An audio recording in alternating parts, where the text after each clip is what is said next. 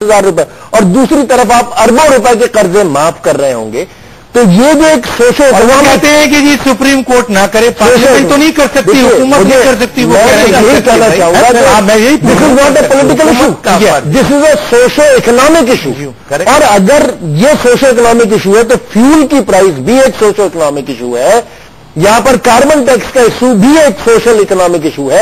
अगर ये दोनों इशू, बिजली की कीमत भी एक सोशल इकोनॉमिक इशू है, अगर ये सारे सोशल इकोनॉमिक इशू, प्राइवेटाइजेशन भी जो है वो प्राइवेटाइजेशन भी सोशल इकोनॉमिक इशू है, तो अल्ताफ भाई ने यहां पर जो चीफ जस्टिस साहब को खत लिखा है उसमें एमक्यूएम को वॉलंटियर किया है कि अगर एमक्यूएम का भी कोई ऐसा आदमी है कि जिसने बैंकों से कर्जे माफ कराए हैं तो आप उसको भी गिरफ्त में लाएं। मैं आपसे बात करूंगा। नाज़रीन, एक छोटे से ब्रेक पे चलते हैं, वापस आते हैं और बात करते हैं। इस खत में बहुत सी अहम चीजें हैं जो उजागर की गई है और उस शख्स ने की है जो इसी मुल्क में एक हुकूमत इत्तेहाद का हिस्सा है, एक पार्टी, उनके कायद कर रहे हैं।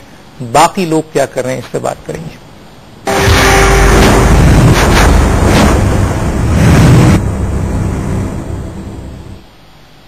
Welcome back. नाज़रीन, हैदराबाद रिजवी साहब, इस पे एक छोटे से बात करते और चलूं। इस वक्त बात चलिए मजीद सूबे के हवाले से बात की जाती है।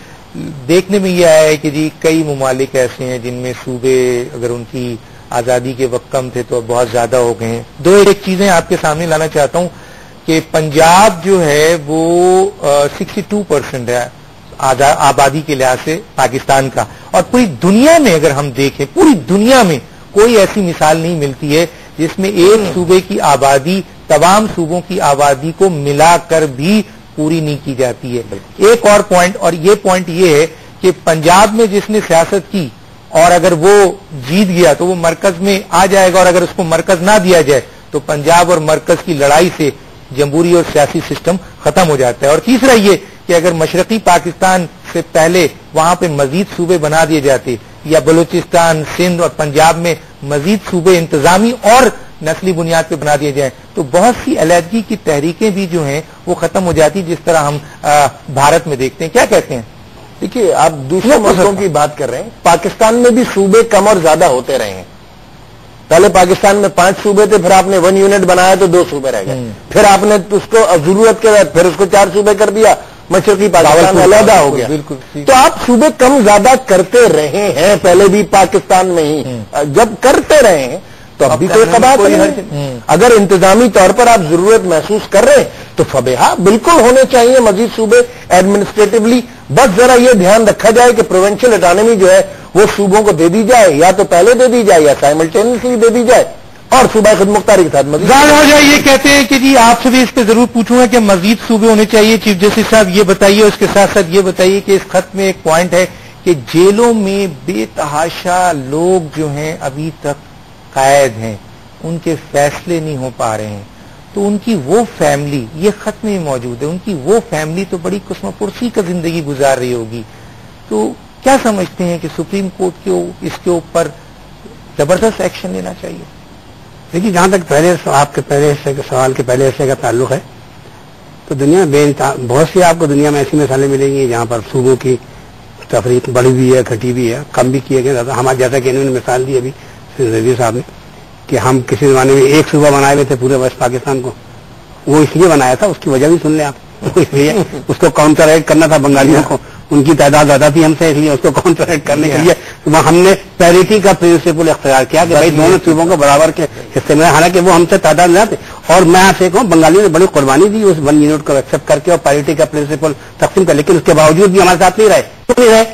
सीधा सा उसका जवाब दिया है कि हमने उनको उनके हुकूक कभी नहीं दिए, और हम वही गलती फिर कर रहे हैं कि 4 सूबे बन गए। इन 4 सूबों में से जो छोटे सूबे हैं, मतलब सिंध, बलूचिस्तान और फ्रंटियर, इनको आप उनके हुकूक नहीं दे रहे हैं। और इसमें से खास तौर से मैं तस्करा करूंगा बलूचिस्तान का। बलूचिस्तान में मैंने 2 सेमिनार किए थे फिनलैंड के मार्फत, मैंने 2 सेमिनार किए थे 2007 में, और वहां पर हमने जितनी भी नेशनलिस्ट पार्टी सबको बुलाया था। अगर आप उनकी तकारीर सुन लेते हैं जो उनके पॉइंट्स है, तो वकील आपका दिल हिल जाता। उन्होंने मुझसे एक सवाल किया था कि आप ये मुझे बताइए कि आपके सिविल सर्वेंट की लिस्ट निकालें और आप मुझे ये बता दें कितने सेक्रेटरीज जो हैं उसमें से कितने 1 या 2 हमें बता दें कि आप हमारे सूबे के। वाकई सही कहा, इसलिए कि हमने उसको वेरीफाई किया तो पूरे 22 या 23 मिनिस्ट्रीज की जो सेक्रेटरीज हैं उसमें से एक भी आदमी उनके नाम से اس کے بعد انہوں نے مجھ سے یہ کہا کہ جب ہمارے صوبے کے اندر جتنے بھی یعنی سینسیٹیو پوسٹ ہے، مطلب آئی جی کی پوسٹ ہے، چیف وہ سب باہر سے ہے، تمام کے لوگ، گورنر بھی باہر سے آ جاتے ہیں، یہ تو ان کے جینوئن گریونسز ہیں. اور دوسرا یہ کہ پھر آپ ان کے خلاف ہمیشہ تھوڑے دنوں بعد ملٹری ایکشن کر دیتے ہیں. لیکن دوسری بات یہ کہ اگر آپ سمجھتے ہیں کہ مزید صوبے اگر بلوچستان میں بنا دیے جائیں تو بلوچستان میں کیوں بنایا جائے؟ بلوچستان میں پورے پاکستان میں کیا علیحدگی کی تحریکیں آپ نے اپنی غلطی کی وجہ سے ذرا سا زور دے دیا، آپ نہیں سمجھتے کہ وہاں بھی تھوڑا سا مسئلہ اور اگر آپ ان کے حقوق دے دیں تو وہاں تو کوئی مسئلے ختم ہو جائے گی. پہلی بات تھی جو آپ کی جو بے شمار مقدمات اور جیل میں لوگ بند، جی اس کے لیے دیکھیے ہر ہائی کورٹ کے لیول پر انسپیکشن ٹیم بنی ہوئی ہے، اور یہ ذمہ داری انسپیکشن ٹیم کی تمام ججز کی ہوتی ہے، اور وہ پیریوڈک انسپیکشن کرتے ہیں.